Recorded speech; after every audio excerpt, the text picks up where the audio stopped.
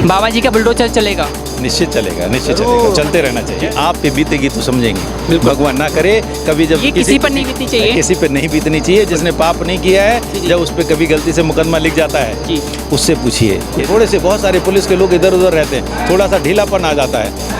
योगी जी को आने दीजिए। योगी से लोग डरते हैं, या तो जेल में रहते हैं अपराधी, या छोड़ के भाग जाते हैं। तो इस वक्त आपको बता दें, हम होली मिलन समारोह में मौजूद है और हमारे साथ इस वक्त बिदरी चैनपुर के विधायक जी से मौजूद है हमारे साथ डॉक्टर राघवेंद्र शर्मा जी। सर बहुत बहुत स्वागत है आपका। नमस्कार जी, आप सब लोगों को होली की बहुत बहुत शुभकामनाएं, बहुत बहुत बधाई जी। सर होली के मौके पर जो है यहाँ होली मिलन समारोह रखा जाता है। होली के मौके पर जो है बरेली वासियों के लिए और बिदरी चैनपुर के वासियों के लिए, सभी के लिए क्या संदेश देना चाहेंगे? होली एक ऐसा त्यौहार है जो लोगों को संदेश देता है कि ना कोई छोटा है, ना कोई बड़ा है, ना किसी की छोटी जाति है, ना कोई अमीर है, ना कोई गरीब है। यहाँ तक कि धर्म का बंधन भी भारतीय संस्कृति में ख़त्म होता है जी। लेकिन जो दूसरी संस्कृति मानने वाले हैं उनको इससे सीखना चाहिए कि हमारे यहाँ कोई छोटा बड़ा है ही नहीं, किसी को कोई अलग समझते ही नहीं, सबको दिल में बसाने का काम करते हैं। यदि लोग होली को रोज़ सोचते रहें, नित्य प्रतिदिन अपने आप को आत्मसात कर लें कि कोई जाति छोटी है ही नहीं, सभी गले मिलने वाली है, तो हमारा जीवन कैसा हो जाएगा। यही संदेश है। सब लोगों को होली को आत्मसात करना चाहिए, होली को रोज़ जीना चाहिए, और उससे हमारे भारत में क्या संस्कृति आएगी ये समझना चाहिए। जी सर, होली के साथ साथ आपको जानना चाहेंगे, आप पहली बार विधायक इसमें बने हैं और जनता ने आपको भरपूर प्यार दिया।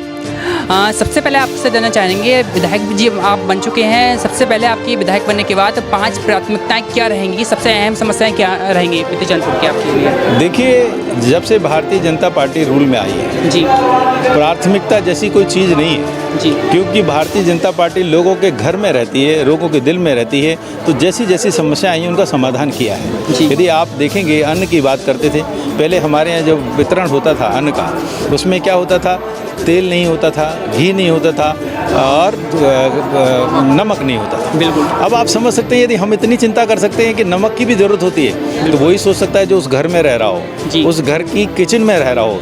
हम लोगों के दिल में रहते हैं, घर में रहते हैं, किचन में रहते हैं, इसीलिए हमने सब चीज़ों की व्यवस्थाएं की हैं जो हमको करना है प्राथमिकता से। अभी भी अज्ञानता का जो दीपक है, अज्ञानता जो है उसको दीपक जला के ज्ञान का दीपक जलाना है, और लोगों को ठीक से जो सरकार सुविधाएं उपलब्ध करा रही है उनको भी ले ले, तो भारत एक बहुत उच्चतम स्तर पे चला जाएगा। कहीं कोई गरीबी नहीं रहेगी, कहीं कोई कच्चा घर नहीं रहेगा, कोई चिकित्सा से दूर नहीं रहेगा। बिजली की व्यवस्थाएं आप बताइए, कहीं भी देखिए कौन सी ऐसी व्यवस्था है जो सरकार ने नहीं की है।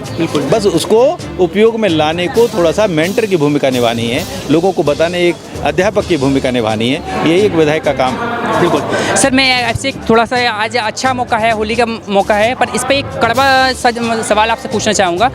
बरेली योगी जी हमारे कहते हैं कि महिला सशक्तिकरण की बात करते हैं, महिला की सुरक्षा की बात करते हैं, पर कहीं ना कहीं जो है एक वर्ग को जो है अपराधियों में जो है खौफ उसका नहीं दिखाई दे रहा है। बरेली में अभी हाल ही में एक हुआ जो 6 साल की बच्ची के साथ रेप कांड जो हुआ था, उसमें कहीं ना कहीं जो है अपराधियों में जो है पुलिस के डर जो खत्म हो गया है। आप समझ सकते हैं, केवल चुनाव का माहौल आया जी, थोड़ा सा शासन का ढीला हुआ जी, कैसे अराजकता बदल गई। यही योगी जी हैं। योगी जी जब रहते हैं तो गुंडे डरते हैं, सोच भी नहीं पाते हैं।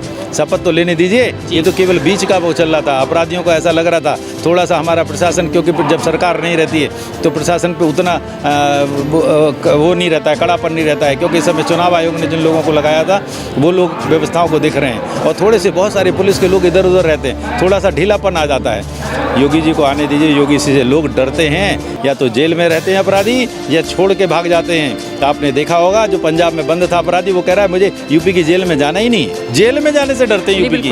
तो ये योगी जी का खौफ है, और खौफ रहेगा, निश्चित समझिए आप। सर, जैसा कि मेरा सवाल था आपसे कि 6 साल की बच्ची के लिए जो हुआ उसके साथ दुर्घटना हुई, उनके लिए बहुत ही खराब दुर्घटना थी, और ऐसे लोगों को निश्चित ही बहुत सजा मिलती है, मिलती रहेगी, और मैं तो कहता हूँ ऐसे लोगों को फांसी दी जानी चाहिए, और फांसी दी जाएगी। सर, मेरा सवाल है आपसे यही, एक बार दोबारा से ये मैं रिपीट करना चाहूँगा इस सवाल के लिए, कि अधिकांश हमारा ये भारत में जो है सिस्टम इतना ढीला है, कानून में सज़ा इतनी ढीली है कि अगर आज बच्ची के साथ दुर्घटना हुई है तो उसका जो रिजल्ट होता है वो 5 साल बाद सुनाया जाता है। इस बच्ची के साथ जो हुआ उसकी सज़ा कब तक उसको जो उन अपराधियों को मिल जाएगी? देखिए, जो भारत की संस्कृति है जी, वो थोड़ी सी अलग है। आपकी बात बिल्कुल ठीक है कि अपराधी को सज़ा मिलने में थोड़ा समय लगता है जी, लेकिन जो भारत का संविधान कहता है कि यदि 100 अपराधी छूट जाएं वो उतना बुरा नहीं है, लेकिन एक निरपराधी जो अपराध जिसने किया ही नहीं उसको सज़ा नहीं मिलनी चाहिए। यही कारण है कि हमारी सजाओं मिलने में देर हो जाती है। जिसने अपराध ही ना किया उसको यदि किसी ने झूठा फंसा दिया, उसको जेल हो गई, उसको फांसी हो गई, कैसा लगेगा आप सोचिए। कोई बात नहीं, सज़ा थोड़ी लेट मिलती है, लेकिन सच्चे व्यक्ति को मिलती है, उसी व्यक्ति को मिलती है जिसने अपराध किया है। जिसने अपराध नहीं किया वो छूटता है, क्योंकि ये हमारा कानून है। इस सर, तो यही कारण था कि जो दिल्ली में निर्भया कांड जो हुआ था, उनके अपराधियों के लिए 4 से 5 साल लग गए सजा देने हुई ना, फांसी हुई ना हुई, पर 5 से 4 साल से 5 साल लग गए समय। यदि हमारा कोई जिसने अपराध ही नहीं किया है और वो यदि किसी दिन मारा जाएगा तो कैसा लगेगा। चल, आपकी बात बिल्कुल ठीक है, पर हमारा सिस्टम में ये क्या, जिसने पाप नहीं किया है, जिसने गलती नहीं की है, उसको सज़ा नहीं मिलनी चाहिए।